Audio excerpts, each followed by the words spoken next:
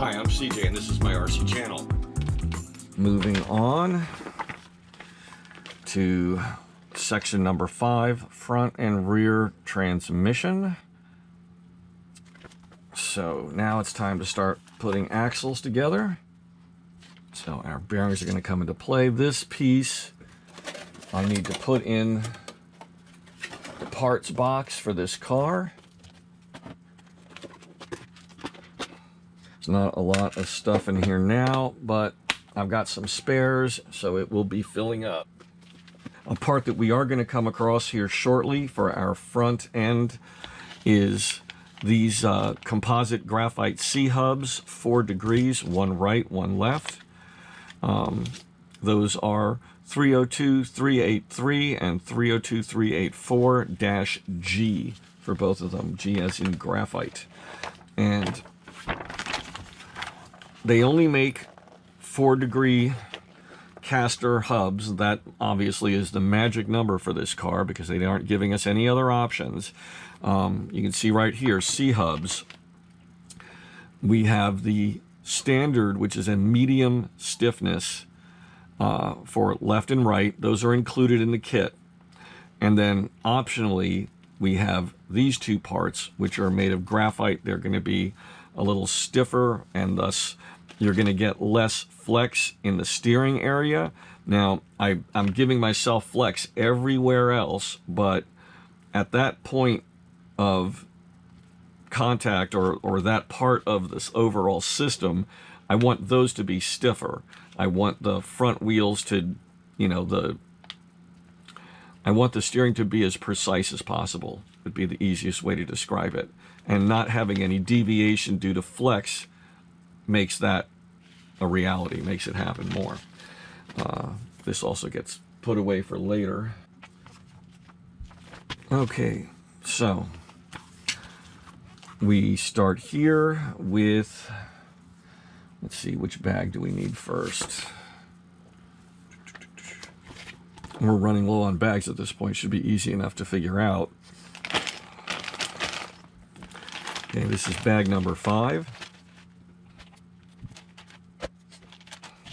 Now, these pieces here I can also put in storage. I'm most likely never going to get rid of that servo, but in the event that I ever switched it, or if I sold the kit assembled, I would want to have these parts for the person who purchased it. And here we have our sway bars. Now I have additional sway bars. I may be using these in the kit. I'll have to check the specs or the build sheet. Got a lot of little parts to cut out here. I'm going to go ahead and take stock C-hubs right now. See, they're marked with an M for medium, but since I'm not going to use these, I'm going to go ahead and put those away as well. So these are for front end, these are rear end. Got a lot of little parts. Get another tray out here. Just put all these eyelets over here. That's interesting. There's a bunch of numbers here that indicate size and thickness of these various plastic spacers. So don't cut anything off that piece until you're ready. Here is another one.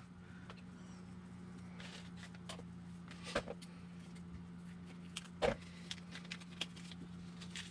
fact, this may be overkill, but I'm going to take one of the plastic bags and I'm going to put these 2 trees in here until they're needed, so I don't accidentally knock any of those pieces off there.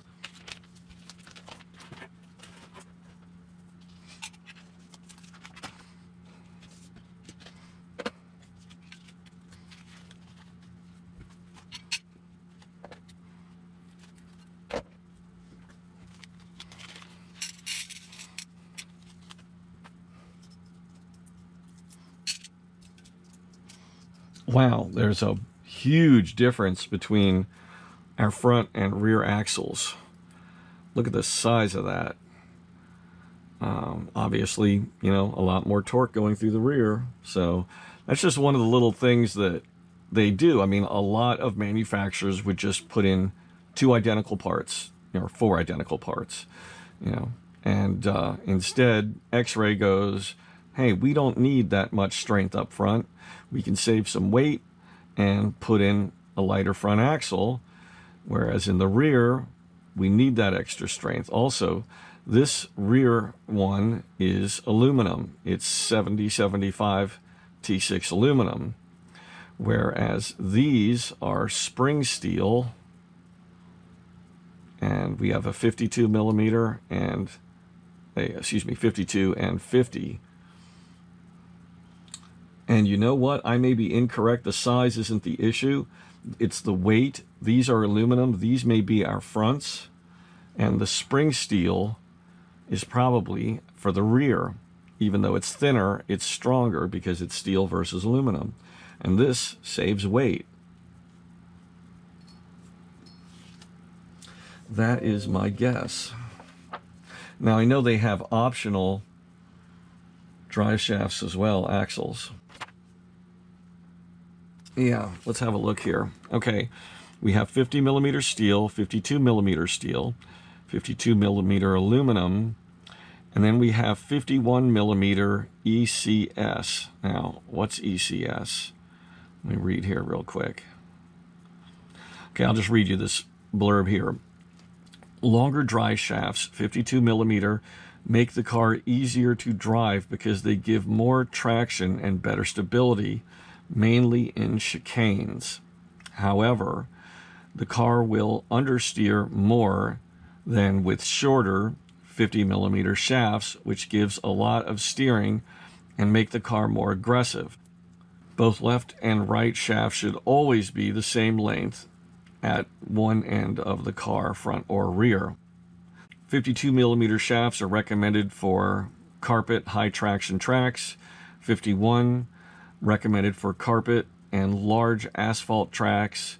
50 millimeter recommended for low traction and tight asphalt tracks. Now, it's interesting that they give us 2 different lengths, one for the front, one for the rear, and made out of different materials without a, let me see if I can find any explanation. Okay, options is a CVD BB drive shaft. Now, the CVD bearing drive shafts improve off-power steering and rotation, but decrease rear traction and stability.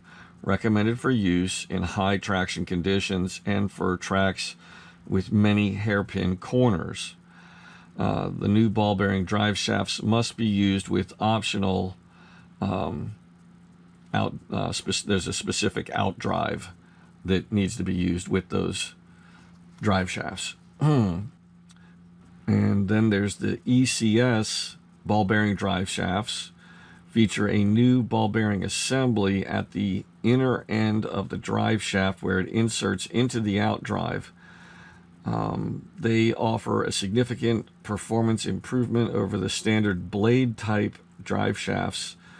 The friction between the drive shaft and the out drive is greatly reduced, which gives much smoother handling, especially on fast direction changes such as chicanes. Of course, a chicane is a left and a right, or a right and a left. Basically a quick S. New ball bearing drive shafts must be used with optional solid axle drive shaft adapters. Okay. We recommend the shorter 52 millimeter. Well, that's, wait a second. We recommend the shorter 52 millimeter shafts for smaller, more technical tracks where more initial speed is needed. The 53 millimeter shafts are best suited for more open and flowing track layouts. They will provide slightly less initial steering, but better steering in the middle of the corner as well as on power.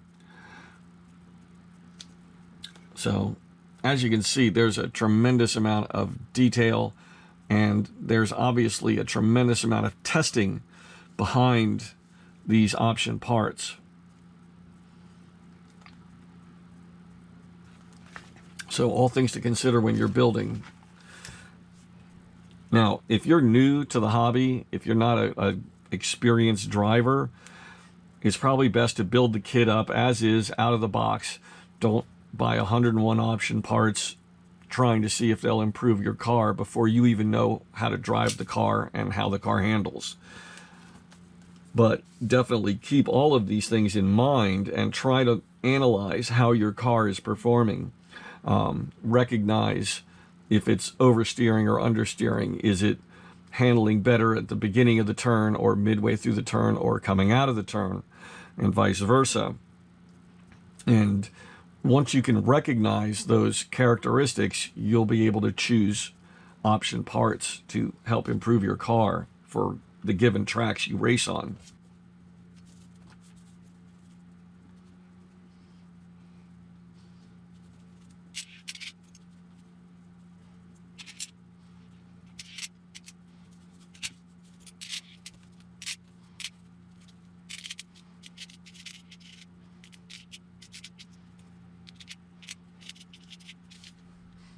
Okay, so the rear transmission, as they refer to it, is going to be our,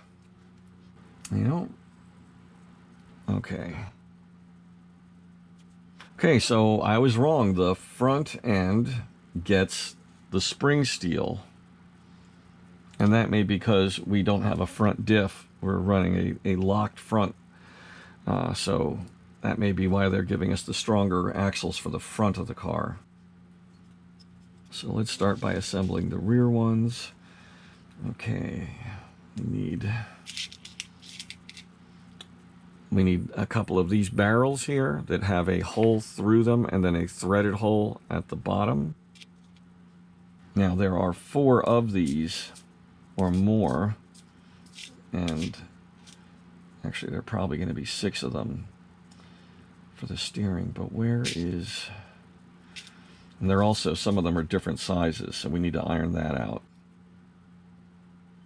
So we got 2, 2, and then this loaner here, and there's got to be a pair to that. There it is. Okay, so those holes appear to be the same size, and they are not. Okay, so the smaller ones are for the front, and the larger 2 are for the rear. So we need those 2 pieces and these 4 barrels, and then we need those go with that, and these are for our rear piece. So the rear goes together pretty easily. Let me just check these little axles and see if they're all the same size.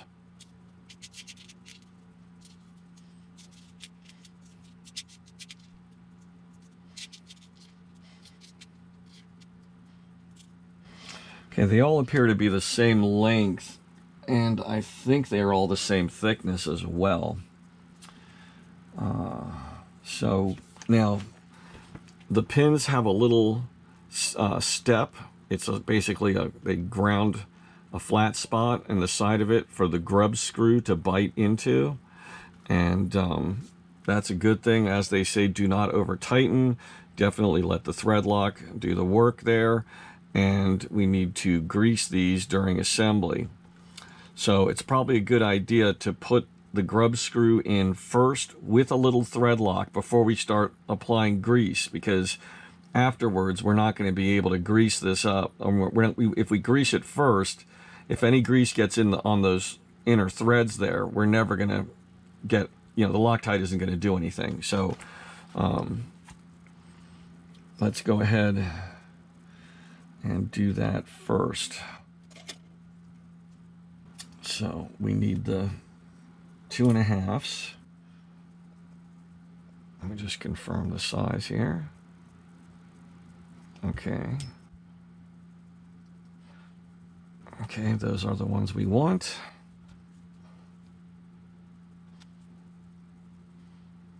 Now, don't screw them in so far that you can't get the pin in. This is a space I'm more inclined to use more Loctite than less, because there's going to be a lot of grease on there and you don't want it to make the Loctite ineffectual.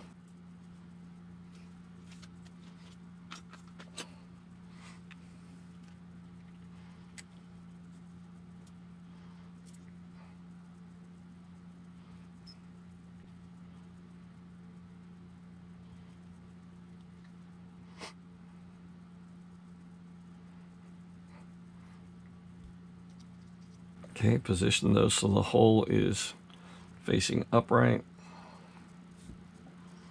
or to the left and to the right of the drive shaft. Upright doesn't really make sense, does it?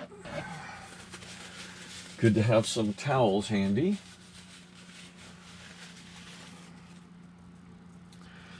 Okay, so now we're going to take our, and this is one of those things where you almost wish you had a third hand. Get a pin and you want to identify, some of these do not have flat spots on them, so make sure you're getting that identified so you know what you're working with. Okay, so we want our flat spot facing in this direction.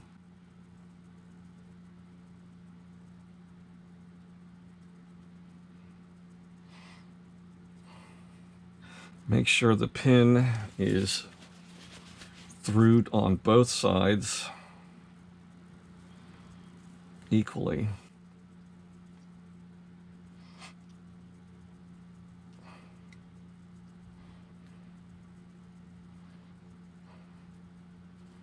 So that's one axle.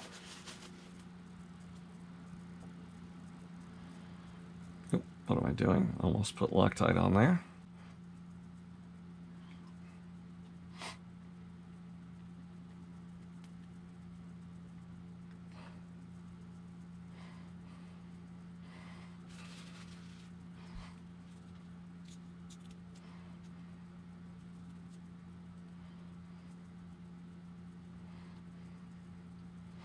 Again, make sure you have that pin oriented properly.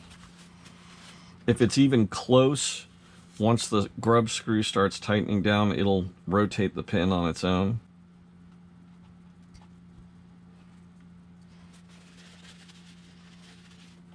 And lastly, we need to put on these, let's see what they call them here. They call them caps. MIPS made, they were like the originators of these little things, and they really reduce friction.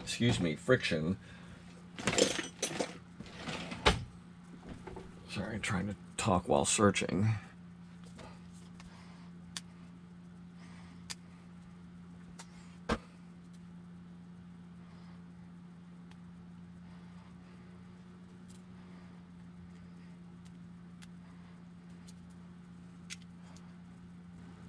Okay, on to the front axles.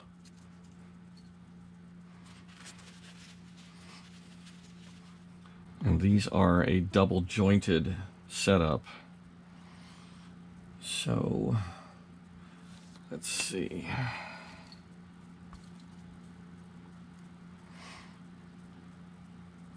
That's interesting. Never seen that before.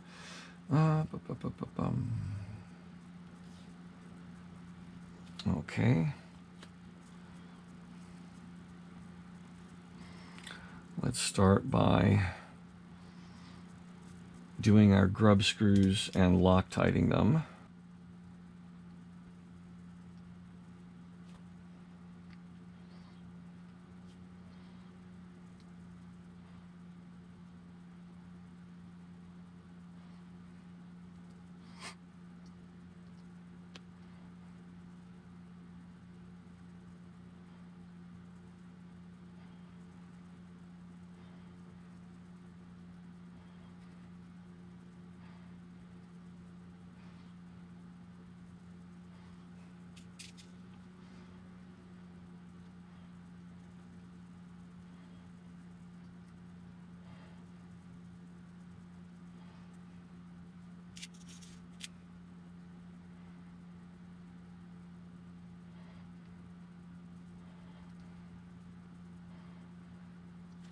I'm going to pause up for just a minute.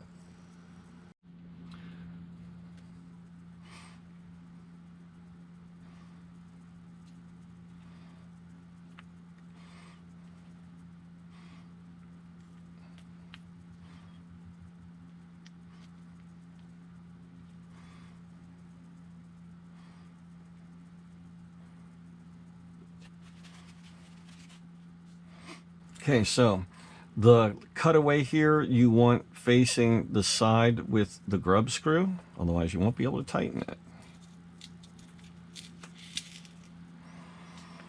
And again, make sure you've got your flat spot oriented.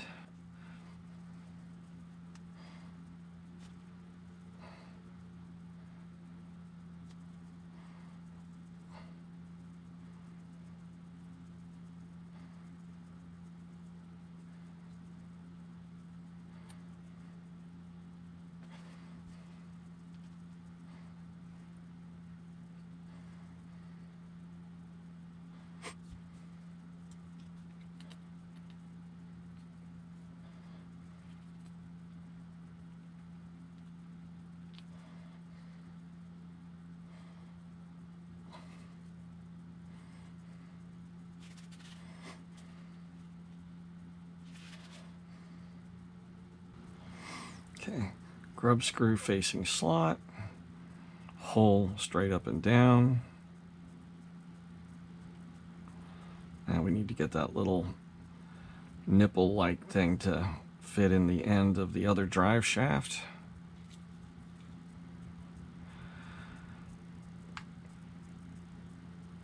And that pin does not have a flat spot.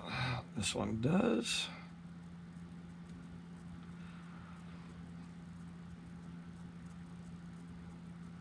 Flat spot pointed towards the grub screw.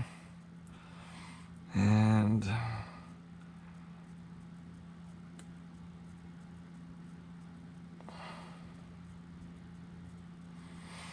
maybe that grub screw's down a little too far. There we go. Okay, hold the pin centered. Just grab it from either side and that should do. There we go. One double jointed axle. See how that works?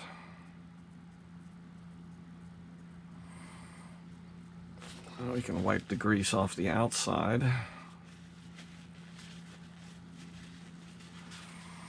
All that's going to do would be to pick up dust and dirt. We don't need that. So, onward. I may dramatically fast forward or even delete the second one of these. It's like, you know, once you've seen me put it together once, you've seen it.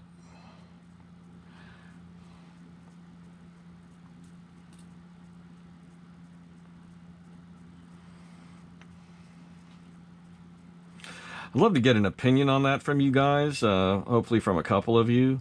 When I put certain sections of the assembly fast forwarding to just try to, you know, any point where I'm not talking and it's just a long, tedious section of screwing stuff together, I'll sometimes speed it up 25%, sometimes more.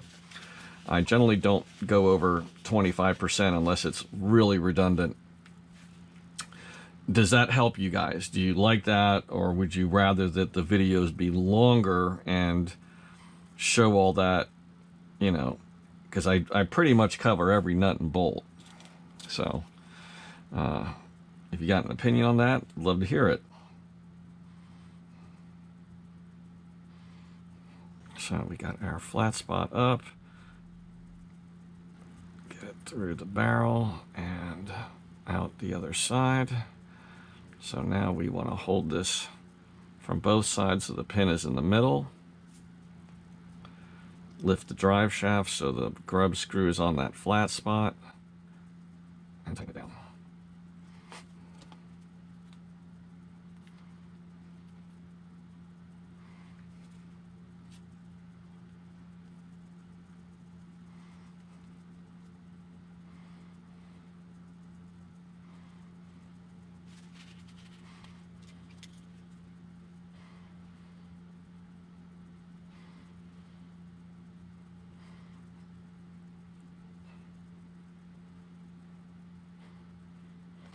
Okay, I think I need to loosen the grub screw here a little bit.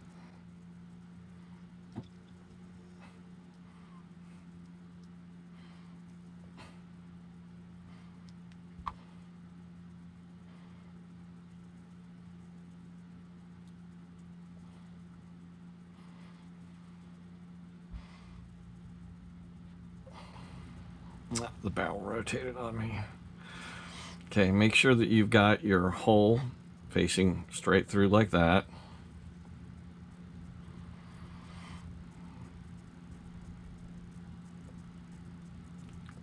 The two drive shafts have to come together because they interlock with each other.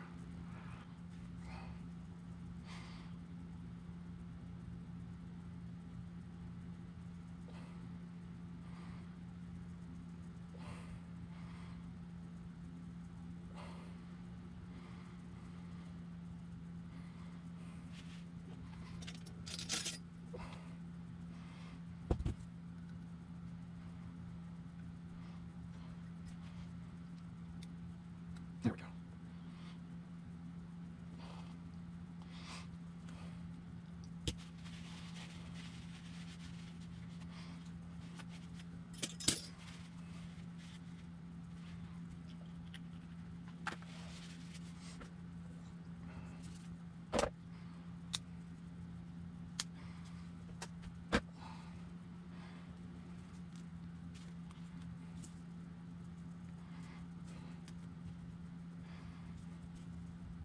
Okay, our next step is going to be the rears, and that requires these two pieces.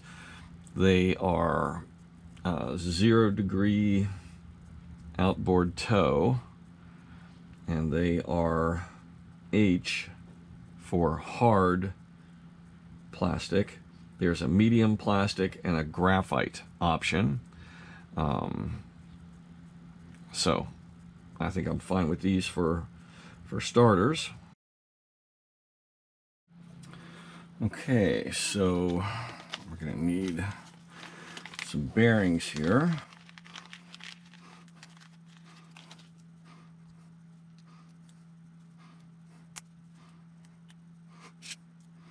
Just checking to see if these are all the same size, which they are.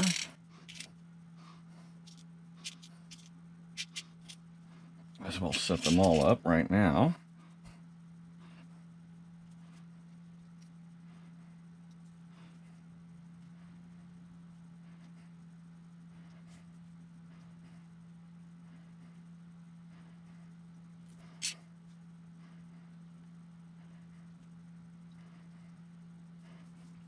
Now, the pins that didn't have the flat spots are obviously for our wheel hexes.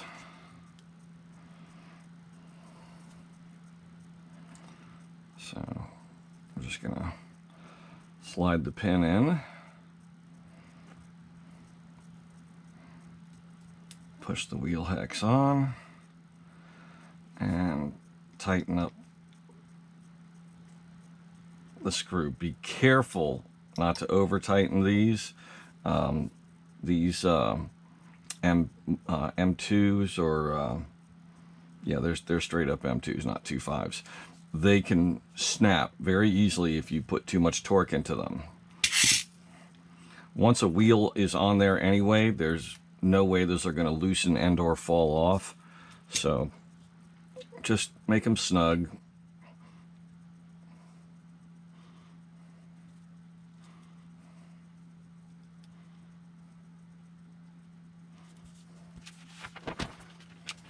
And we're going to do the same thing with our steering knuckles.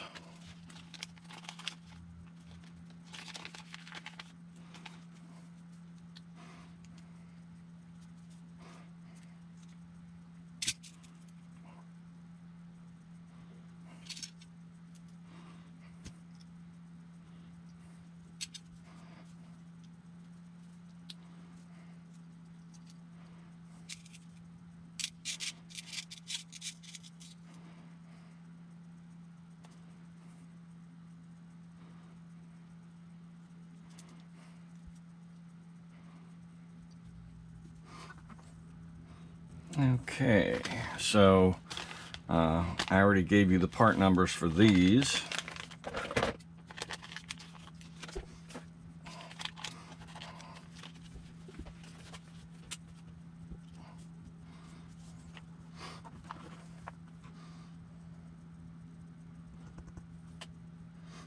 Okay, so this is where we're going to get a couple of these shims that come into play. Now, what we're doing here is we are setting up these arms here, these carbon fiber arms, and they provide a body support, and it's not so much to support the body, it's more that when the car is leaning into a turn hard, the inside suspension is going to move upwards, and it provides a stop against the body. In other words, it'll prevent the front tire from rubbing against the inside of the body. And this is a really nice feature to have. We use one grub screw in this slot here and one flathead to anchor it in place.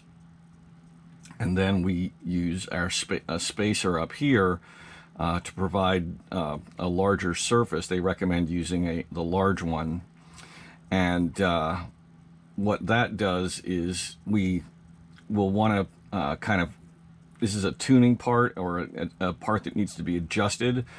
Once the car is together, we're going to kind of collapse our front suspension with our finger, and then adjust this so that when it's collapsed all the way, it's going to touch the body and or push the body and prevent the tire from contacting it.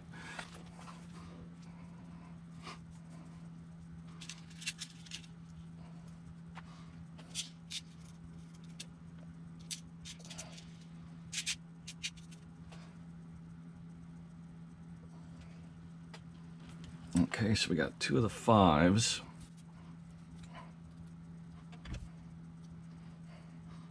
And this is our top right here. So do the grub screw into this hole. There's a little bit of flash here. As you can see, that's just plastic from the molding and or finishing process. And get out an X-Acto knife and just clean that off.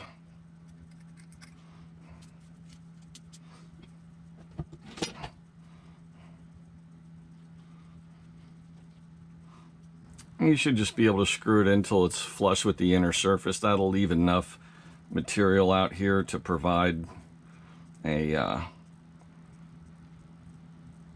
place for this to, it's going to basically slide on there, and that's enough threaded material there to keep it from twisting, because we only use one bolt.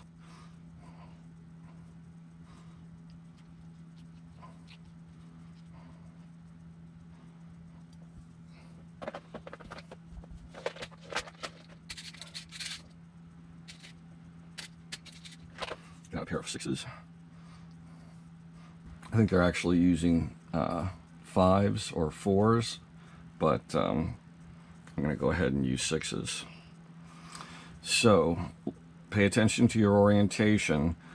This is to the inside, and the arm points to the outer.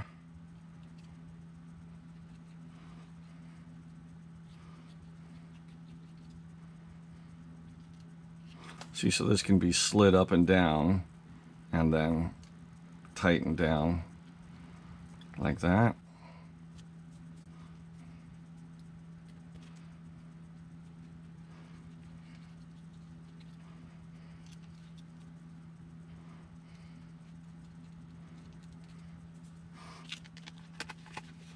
Now, they recommend using the larger size of the bushing. I'm going to go ahead and do that.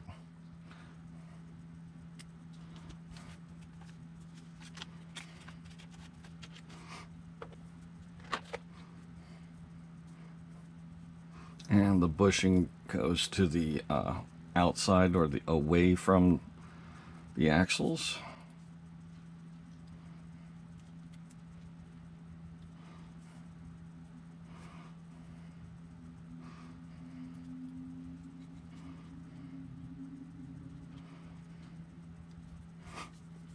So there we go. Okay, now we need these bushings. We're going to need 4 of them. Looks like we've got 2 different sizes.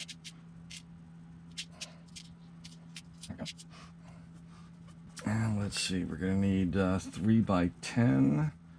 And what goes into the top? Probably a ball stud. Yes. So we need the long ones, the M3 by 10s. Those go in from the top. And we need 2 4mm spacers. Now that's going to be a variable. We can, that's going to be something that we can move up and down to change the handling of the car. This is for our Camber link. So instead of, well, I'm going to go ahead and use the 4s to start. I was thinking about going into my collection and getting like a 2 and a pair of 1s, or a 2, a 1, and a pair of 0.5s. That way I've already got some stuff there in a stack that I can remove or add to change the handling, but I can worry about that later if it turns out I do need to make a change. So now again, all I need is a pair of M310s.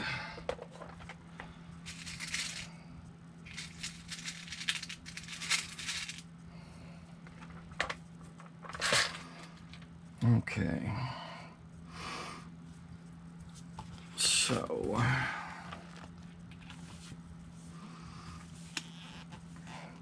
the long one goes in below, the short one goes above, and are there any spacers?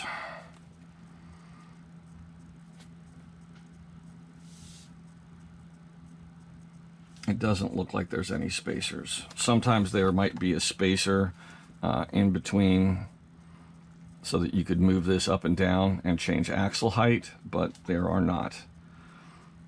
So again, the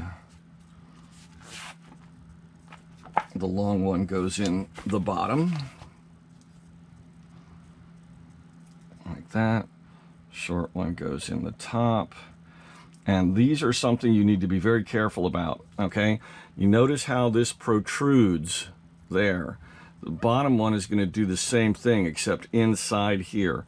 So you need to make sure that you do not over tighten either these or these, because if this is not made of metal, this bushing, if you start to collapse it, it's going to widen out, it's going to bulge, and it's going to bite into there, and you're not going to get a smooth movement. You want to screw these in just till they touch down. You're screwing it into plastic, so they're not going to loosen up on you. What you need to do is make sure you don't crush these little bushings at all. So, okay, let's make sure we've got our orientation correct. So, let's say this faces... Okay.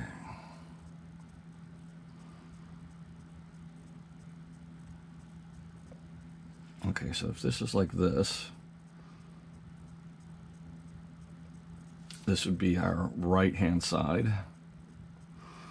And then we need, do they make a left or a right? No, they're just marked hard. Okay, so this would go in like this.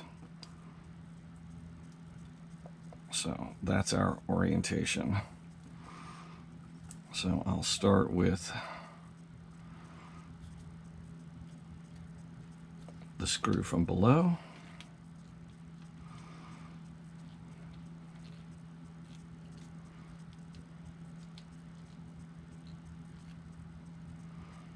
Remember, be very careful. See, I'm just getting it so it's just inside that depression there. And now we get our spacer. I'm sorry, in the front, these are the 4s are for the rear, the 2s are for the front. So we have a 2mm spacer.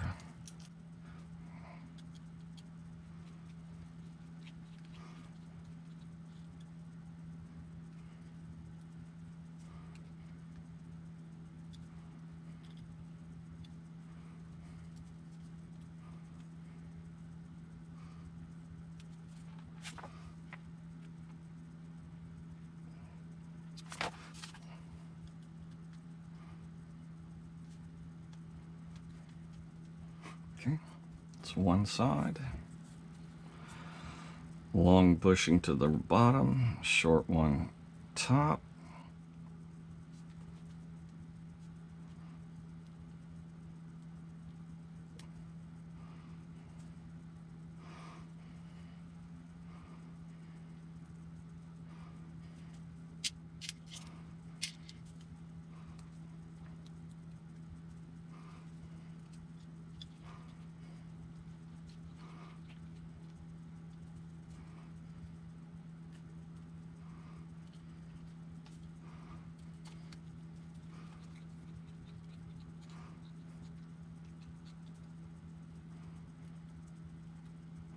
Okay. Even though they're loose, they still feel a little, I don't know, tight, the motion here. They didn't have us put in any grease. It's not binding. I'm going to give it a chance to wear in, you know, take it out for the first day at the track, and then check everything. And if this hasn't loosened up a little bit, maybe I'll take it apart and just, you know, look for anything that either needs to be reamed out a little bit or maybe put in some lubrication. But those bushings are probably a self-lubricating type of plastic. They might even have some Teflon in them, so I'm just gonna trust that they did it the way they think it should be and go from there. So okay, now before I mount those up, I want to well, I'll go ahead and put the ball studs in these. Get the pair of 4s, get 2 more of the long ball studs, and they want us to put these on the innermost of the 2 holes.